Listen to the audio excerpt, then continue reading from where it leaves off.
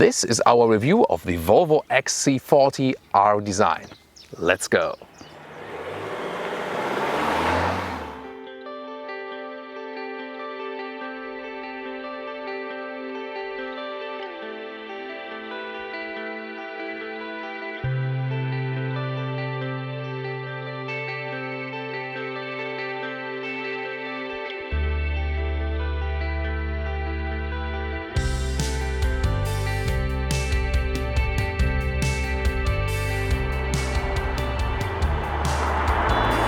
In the front you can see already a strong appearance.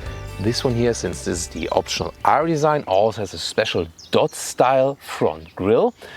Headlamps come with LED either optional or included in higher trims, as is this one here, and then has this Thor's hammer design with the daytime running light as well. 4.42 m, 14.5 or 174 inches is the length of the XC40. By that it is 26 centimeters shorter than the bigger brother, the XC60. Wheels go from 17 to 19 inch. Those ones are the biggest, 19 inch, optional even for the R design package. Of course they look best. But what about the comfort? We'll experience that in the driving part later on. Always hard to design an SUV in a dynamic shape, and I think here with this 3/4 perspective from the rear, you can see it's actually quite well done here by the Volvo designers. Then it has those typical L shapes of the tail lamps, which is features by Volvo SUVs and their estates, and also some central lines right here, and the typical beauty tips around there. There are two real exhausts, but they are just hidden there on the inside. 4-cylinder and 1 3-cylinder engines. The diesels, 4-cylinder, 2-liter all, D3 150 horsepower, D4 190 horsepower. Petrols, T3 with a 3-cylinder 1.5 liter, 156 horsepower, front-wheel drive and manual hand drive. And then, see here today, the T4, the 4-cylinder turbo petrol engine, 2-liter, 190 horsepower, front-wheel drive or all-wheel drive. The latter one we have today, 8.5 seconds acceleration figure, and then there's a T5 with 6.5 seconds acceleration figure. Of course, it's the same engine here, 2-liter 4-cylinder turbo petrol with 250 horsepower, then always all-wheel drive and automatic gearbox. So we've driven the T5, today the T4, and we'll compare it in the driving part.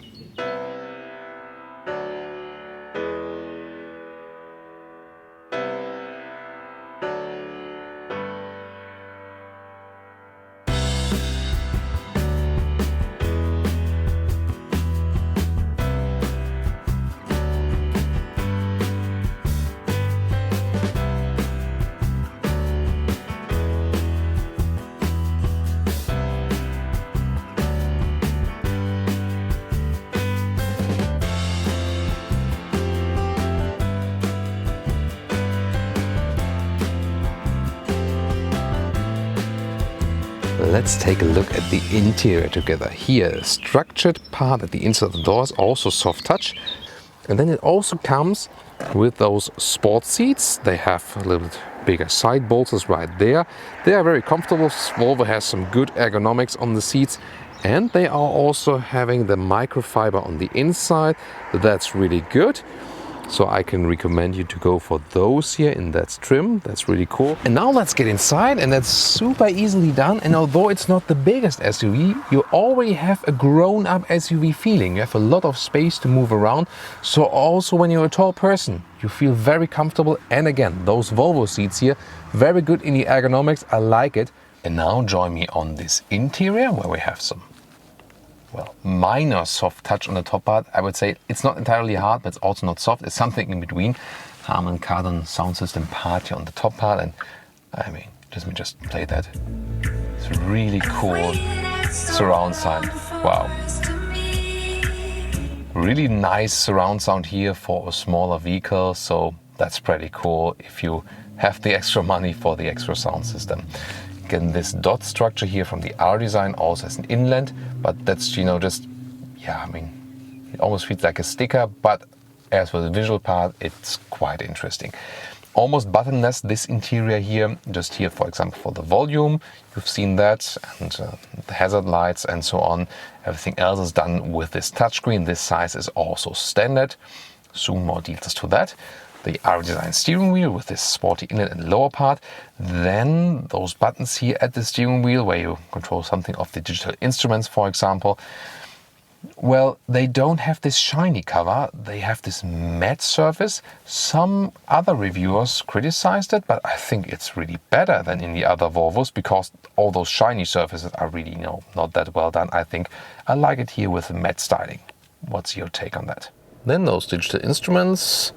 They're indeed all digital, even if they have the analog style.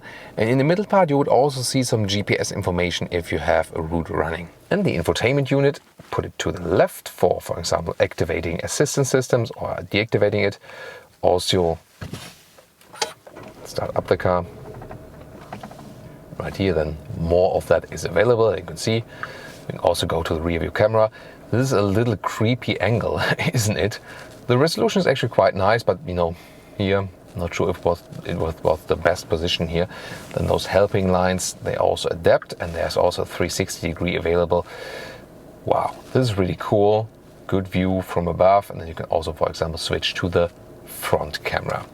Other than that, here you can go to the main menu right here. Then you have here, for example, when you have the CarPlay connection or Android Auto with the cable. The lower part here of the middle console, here the upper part, you put it in for the CarPlay or Android Auto connection. The lower part would be for charging. Of course, it works at the same time if you put then two smartphones in right there. Other than that, there's also the possibility for an inductive charging platform, another 12-volt power supply. Adaptive cup holders right there. And then there's this shifting lever. It's, quite sleek and small. But then when I turn on the engine, this is the parking function, so you could P when you're just staying still. But then when you put in the D mode, this then is non-neutral, just neutral. Twice to go into the driving mode.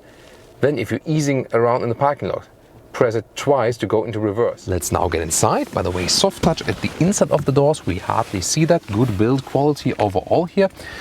And then you can see it directly fits, even if I'm driving as a tall driver, so 4 tall adults, no problem here. One of the best packages from the Volvo cars overall. Headroom also works with 1.86 or 6'1". Again, a little bit more headroom if you would not go for the panoramic roof, but especially for the rear passengers here, they can look through it and enjoy it even more. So let's open this electric hatch. And here we go with the trunk area. It's quite interesting. It has some very good square dimensions. Also here a flat loading sill. There's some space underneath you can also use. Then you can pull it up like this, also split it. That's good that not stuff is flying all around the vehicle, for example. So, and then you can, for example, here, use those ones here as hangers.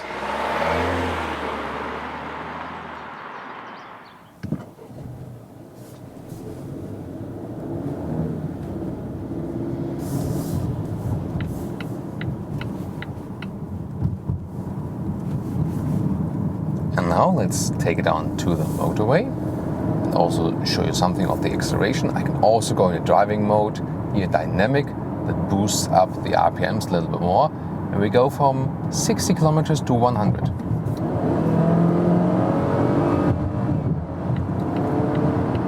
Plop, that's it. So you see this 4-cylinder engine, of course, you hear how it's working, and I wouldn't, would I say struggling? Yeah, probably a little bit struggling, especially, right here in the maximum acceleration at this mid speeds or something.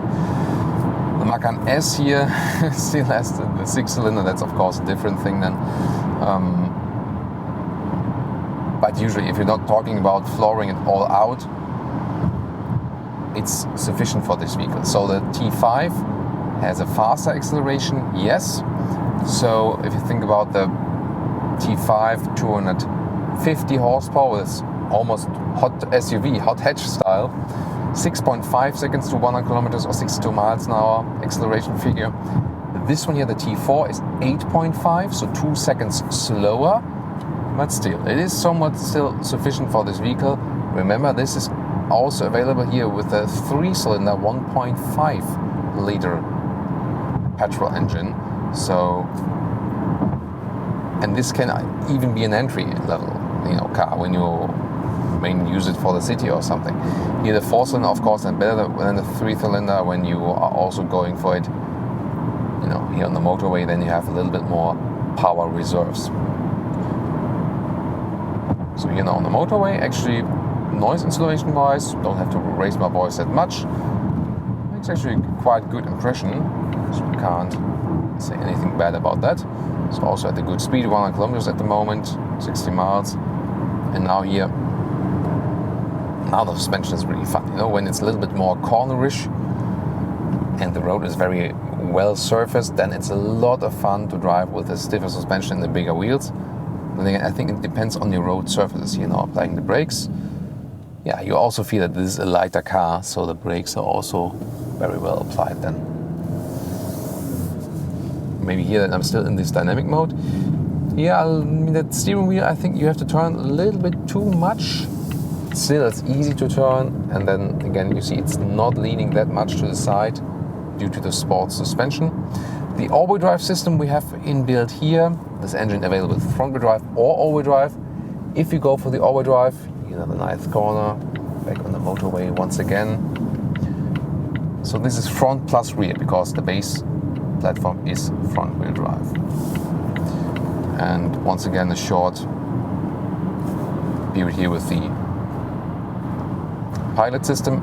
Again, don't take your hands off the steering wheel. But here you can see, just for example purposes, when you are on the motorway, it keeps it a little bit, better in the lines, and it's also not that nervous as it would be in the city. So here on the motorway, it works. Now it says apply steering. So now I have to go back, otherwise the system would be cancelled. And at some point the car would also be just then, reduce the speed. So again, for the motorway, it's quite good to have the system. Again, just to be able to relax a little bit more, let the car do the basic stuff. Of course, always still pay attention. Think of all the, the offerings we have from the assistant systems at Volvo are in general quite good.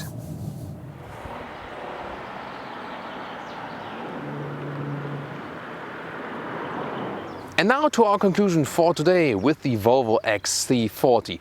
Definitely the sportiest, most fun experience in the Volvo SUV segment.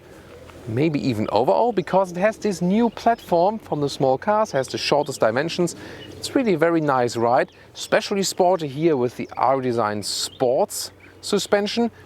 And again, if you have the possibility, I would go for the normal suspension to give it a little bit more comfortable ride for the everyday driving experience.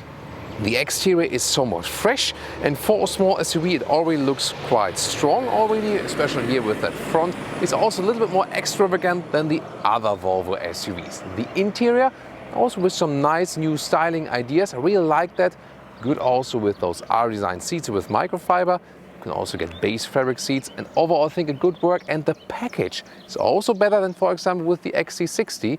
So in the rear here, for example, you have almost same legroom than in the XC60. It's just here in the smaller SUV, you have a shorter trunk. But for most people, this one here will be the most clever choice from those Volvo SUVs. If you compare it a little bit to the competition, we have also done that. Please join our big SUV comparison episode for this segment. I will link it also in the video description and in the comments, so you can see more about that. There's a different XC40 review in that, of course, and also a lot of those competitors will be very exciting to watch. So what's your take here on the Volvo XC40? Please tell me, and join us also next time.